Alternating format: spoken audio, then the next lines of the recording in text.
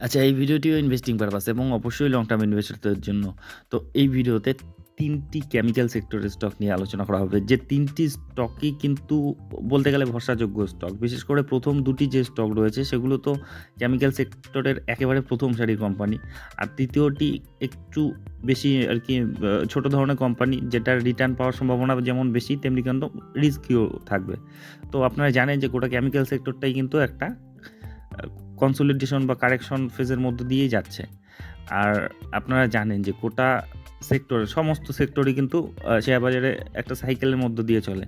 কোনো সেক্টর ৫ বছর প্রচণ্ড দৌড়লো, আবার সেই সেক্টরই ৫ বছর ও আ মানে রেস্ট নিল। তো এভাবেই কিন্তু চলে। যেমন এখন যে সেক্টরগুলো দৌড়চ্ছে, দেখবেন যে কিছুদিন পর সেগুলো স্লো ডাউন হয়ে গিয়েছে। আবার কেমিক্যাল সেক্টরটা বা আইটি সেক্টরগুলো, এ ধরনের সেক্টরগুলো যেগুলো স্লো ডাউন চলছে সেগুলো একসময় কিন্তু আবার সেগুলো গতি ফিরে পাবে। তো এভাবেই চলবে। আর বিশেষ করে ইকোনমিক্যাল যে স্লো ডাউন চলছে, টিনফ্লেশনের ফলে যে প্রভাবগুলো পড়েছিল, তার ফলে এই সেক্টরগুলো কিন্তু বেশি ক্ষতিগ্রস্ত হয়েছে।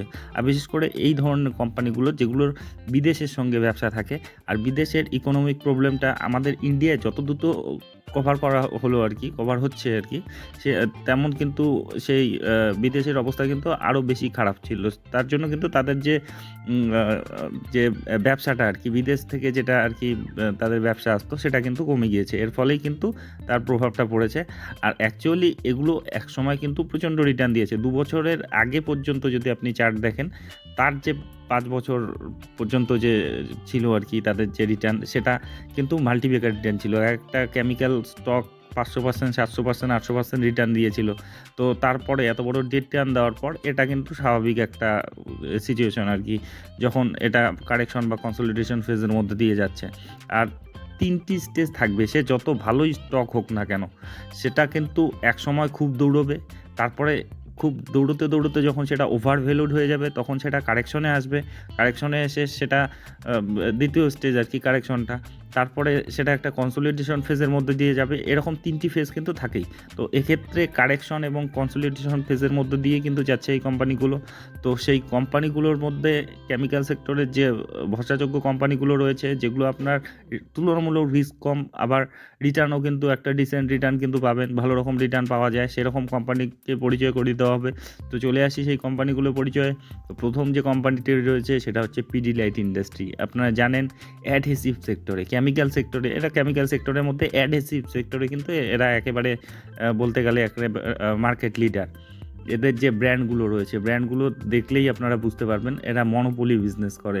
এদের যে ব্র্যান্ডগুলো ফেভিকল, তারপরে doctor Fixit, Fevikwik, M seal, Fevistik, আ যে এই ধরনের প্রোডাক্ট রয়েছে, এগুলো মানে ম্যাক্সিমাম মার্কেট শেয়ার কিন্তু তাদের দখলে রয়েছে অ্যাডহেসিভের ক্ষেত্রে। তো এই কোম্পানি বলতে গেলে এদের যে এই অ্যাডহেসিভ বিজনেসটা, এটা কিন্তু মনোপলি বিজনেসই বলা যায়। আর এই কোম্পানির আপনি যদি এদের লেগাসি, এরা প্রচুর আ পুরনো ব্যবসায়ী। এরা বহুত দিন ধরেই ব্যবসা করছে এবং গোটা বিশ্ব জুড়েই কিন্তু এদের যে প্রোডাক্টের কিন্তু চাহিদা রয়েছে। শুধু আমাদের দেশে না, বিদেশ থেকে কিন্তু প্রচুর রেভিনিউ আসে। তো এই কোম্পানির যদি আপনি রিটার্ন দেখেন, গত ৬ মাসে দেখুন ১০% এর মতো রিটার্ন, গত ১ বছরে ১৮% এর মতো একটা সাধারণ রিটার্ন। কিন্তু গত ৫ বছর ধরে যারা হোল্ড করছে তারা কিন্তু টাকা দ্বিগুণের চেয়ে বেশি করে ফেলেছে। ১৪৩% রিটার্ন রয়েছে। আর দেখুন চার্ট প্যাটার্নটা দেখুন, একেবারে একটা কনসলিডেশন ফেজের মধ্য দিয়ে যে যাচ্ছে সেটা কিন্তু দেখাই যাচ্ছে ৫ বছরের যে চার্টে। তো আ একই রেঞ্জের মধ্যে কিন্তু ওঠানামা করছে। তো অবশ্যই এই কোম্পানিটিকে আপনারা নজরের মধ্যে রাখতে পারেন, যেটা ৳২৭.৩৯ চলছে। এখনো যদি দেখেন যে অল টাইম হাই যেটা ছিল সেখান থেকে কিন্তু নেগেটিভেই রয়েছে বলতে গেলে। দেখে নিই ঠিকঠাক কতটা নেগেটিভ, মোটামুটি হ্যাঁ, বেশি না ৫-৭% বা ঠিকঠাক দেখলে 10-15% এর মতো কিন্তু এখনও কারেকশনে রয়েছে। তো এই কোম্পানির আপনি ফান্ডামেন্টাল প্যারামিটারগুলো দেখে নিন। ১,৩৯,৫৫৪ কোটির এর মার্কেট ক্যাপিটাল, মানে একেবারেই কিন্তু মানে লার্জ ক্যাপ ধরনের কোম্পানি। প্রাইস আর্নিং রেশিওটা এখনও কিন্তু মোটামুটি হাই রয়েছে। আর এটার মোটামুটি যদি এভারেজ দেখেন, তবে সেক্ষেত্রে কিন্তু খুব যে হাই সেটা না, ৮১ রয়েছে। রিটার্ন অন ইকুইটি খুব সুন্দর ১৮.৭% এর মতো, বুক ভ্যালু ১৪৮ রয়েছে, ৳২৭৪২ আশেপাশে চলছে, ফেস ভ্যালু ১ রয়েছে, ডিভিডেন্ড তো দিচ্ছেই রেগুলারলি 0.40% হিসাবে। এটা ডিভিডেন্ড একেক সময় একেক রকম দেয়। তো যাই হোক, এই কোম্পানির যে আর কি আপনি এটাতে আশা করতে পারেন যে লং টার্মের হিসাবে যারা আর কি ইনভেস্টমেন্ট করতে পছন্দ করেন, যারা কম রিস্ক চান এবং রিটার্ন মোটামুটি এফডিকে বিট করে আর কি 5 বছরে অন্তত টাকা দ্বিগুণ করে দেয়। ঠিক ভালো সময় থাকলে তার চেয়ে অনেক বেশি রিটার্ন দেয়। তো যাই হোক, এই কোম্পানির যদি আপনি যদি এদের ব্যবসাটা দেখেন, ব্যবসায় দেখুন 2018-তে এদের সেলস ছিল 6,000 কোটি, তারপরে সেটা 7,000 হলো, 7,200 হলো, 7,200 মানে কোভিড টাইমে একটু ফ্ল্যাটিশ ছিল, তারপরে দেখুন 7,000 থেকে 9,900, তারপরে 1,100, তারপরে এবার 1,200। তো বুঝতেই পারছেন তাদের তো গ্রোথ রয়েইছে। প্রফিটেবিলিটিতে যদি যান তবে সেখানে দেখবেন সেখানেও গ্রোথ রয়েছে। 966 কোটি ছিল 2018-তে, তারপরে 928, 1,100, 1,100, 1,200, 1,200, এবার 1,700 কোটি। তো বুঝতেই পারছেন তাদের বিজনেস মানে এত বড় কোম্পানিতে তবুও কিন্তু তাদের গ্রোথ অব্যাহত রয়েছে। তো এই কোম্পানির যদি আপনি ব্যালেন্স শিটটা দেখেন, খুবই স্ট্রং ব্যালেন্স শিট। 7,477 কোটির এদের ক্যাশ রয়েছে হাতে, যেটাও খুব দ্রুত এবং সুন্দর করে গ্রো করছে। 3,523 কোটি ছিল 2018-তে, তারপরে 4,000 হলো, 4,500 হলো, এভাবে এখন 7,500-এর কাছাকাছি। এরপরে যদি আপনি ঋণ দেখেন, ঋণ রয়েছে, সামান্যই ঋণ রয়েছে 416 কোটির মতো। তো সেখানে কিন্তু লং টার্মে একেবারে ঋণমুক্ত কোম্পানি, লং টার্মে কোনো ঋণ নেই। আপনারা জানেন যে লং টার্মের ঋণগুলোই কিন্তু সমস্যা করে, আর যেগুলো শর্ট টার্মে রয়েছে ম্যাক্সিমামটাই 185 কোটি, আর বাকিটা লিজ লায়াবিলিটি রয়েছে। তো 185 কোটি যে ঋণটা রয়েছে শর্ট টার্মের ঋণগুলো, আপনারা জানেন যে 1 বছরের মধ্যে এগুলো লেনদেন হয়ে যায়, এগুলো কোনো ব্যাপার না। তো যাই হোক, যথেষ্ট স্ট্রং ব্যালেন্স শিট। আর এর যদি শেয়ার হোল্ডিং প্যাটার্ন দেখেন, শেয়ার হোল্ডিং প্যাটার্ন নিয়েও কিছু বলার নেই। প্রোমোটর রয়েছে 69.84% মতো। এফআইডা ইদানিং তাদের হোল্ডিং বাড়িয়েছে 10.61 থেকে 11.49 হয়েছে। তারপরে যদি আপনি ডিএইকে দেখেন, ডিএইরও কিন্তু তাদের হোল্ডিং অক্ষত রেখেছে 8.32% মতো। আর পাবলিক রয়েছে 10% মতো। তো বুঝতেই পারছেন এর যে মানে ফান্ডামেন্টাল যে প্যারামিটারগুলো কিংবা এর যে শেয়ার হোল্ডিং প্যাটার্ন কিংবা এদের ব্যালেন্স শিট, কোনো কিছুতেই কিন্তু তেমন খুঁত ধরতে পারবেন না। তো অবশ্যই এই কোম্পানিটিকে আপনারা যদি লং টার্ম ইনভেস্টর হন সেক্ষেত্রে কিন্তু মনে রাখতেই পারেন। তো এই কোম্পানিটি বলতে গেলে মার্কেট ক্যাপিটালের দিক দিয়ে কিন্তু 1 নাম্বার কোম্পানি কেমিক্যাল সেক্টরের। তো এর পরের যেটা কোম্পানি রয়েছে সেটা হচ্ছে এসআরএফ লিমিটেড। এটাও কিন্তু একেবারে একটা দিগ্গজ স্টক, একেবারে প্রথম সারির দিকেই রয়েছে। এটা আপনি যদি দেখেন মানে মার্কেট ক্যাপিটালের দিক দিয়ে কেমিক্যাল সেক্টরে মোটামুটি একেবারে প্রথম সারিতেই রয়েছে। তো এই কোম্পানির আপনি যদি দেখেন এদের business fluorochemical, specialty chemical, packaging films, technical textile, মানে বিভিন্ন ধরনের একটা কোম্পানির কিন্তু এক ধরনের কেমিক্যাল নিয়ে কাজ করে। তো কেমিক্যাল আর কেমিক্যালটা এমন একটা জিনিস যেটা কিন্তু একটা কমন জিনিস, যেটা সব সেক্টরেরই কিন্তু প্রয়োজন। এটা একটা খুবই পপুলার সেক্টর এই কেমিক্যাল সেক্টরটা। কেমিক্যাল এমন কোনো ইন্ডাস্ট্রি নেই যেখানে কেমিক্যাল লাগে না, সে ফুড ইন্ডাস্ট্রি হোক বা আপনার প্লাস্টিক ইন্ডাস্ট্রি হোক, তারপরে আপনার ইনফ্রাস্ট্রাকচার, মানে সব ধরনের কাজে কিন্তু কেমিক্যাল আপনাকে লাগবেই। তো এক্ষেত্রে সেজন্যই এই কেমিক্যাল সেক্টরটা নিয়ে সকলেরই এত চাহিদা, এত আর কি এই নিয়ে এই রয়েছে আর কি।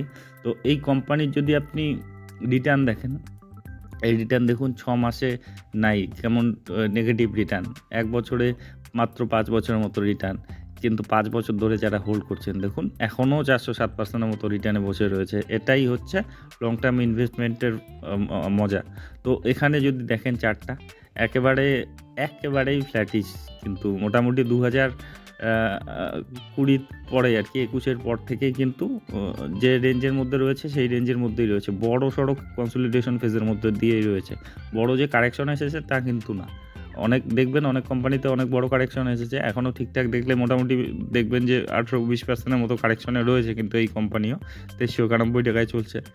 এই কোম্পানির যদি ফান্ডামেন্টাল প্যারামিটারগুলো দেখেন, 71,000 কোটির এর market capital, price earning ratio logical রয়েছে 48-এর মতো, রিটার্ন অন ইকুইটি 22%-এর উপরে রয়েছে, বুক ভ্যালু 366 রয়েছে, বর্তমানে 2395 মানে 2400 টাকার আশেপাশে চলছে। ফেস ভ্যালু এটার কিন্তু 10ই রয়েছে, আবার ডিভিডেন্ডও দিচ্ছে 0.30% হিসাবে।